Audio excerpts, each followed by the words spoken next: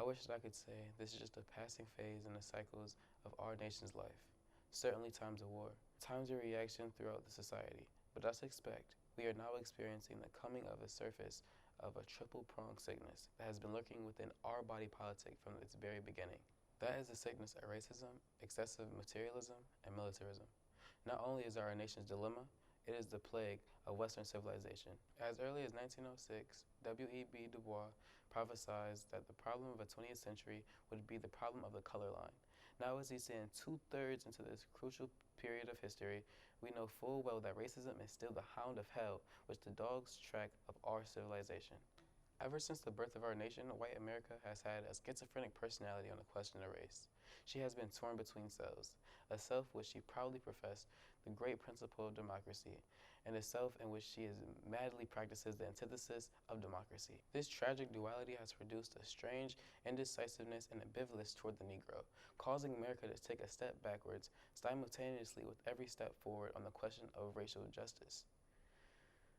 To be at once attracted to the Negro and repelled by him, to love and to hate him. There has never been a solid, unified, and determined thrust to make justice a reality for Afro-Americans. The step backwards has a new name today. It is called a white backlash. But the white backlash is nothing new. It is the surfacing of old prejudices, hostilities, and ambivalence that have always been there. It is caused neither by the cry of black power, nor by the unfortunate recent wave of riots in our cities.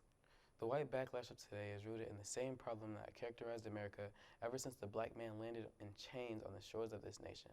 This does not imply that all white Americans are racist. Far from it.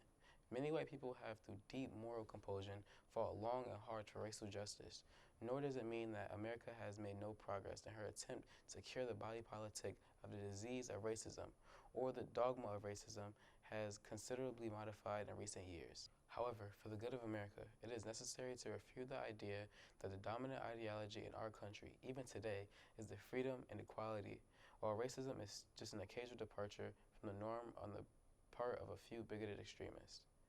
Racism could well be the corrosive evil that will bring down the curtain of Western civilization. Arnold Toynbee has said 26 civilizations have risen upon the face of the earth. Almost all of them have descended into a junk heap of destruction. The decline and fall of these civilizations, according to Toynbee, was not caused by external invasion, but by internal decay. They failed to respond creatively to the challenges impinging upon them. If America does not respond creatively to these challenges to banish racism, some future historians will have to say that a great civilization died because it lacked the soul and commitment to make justice a reality for all men.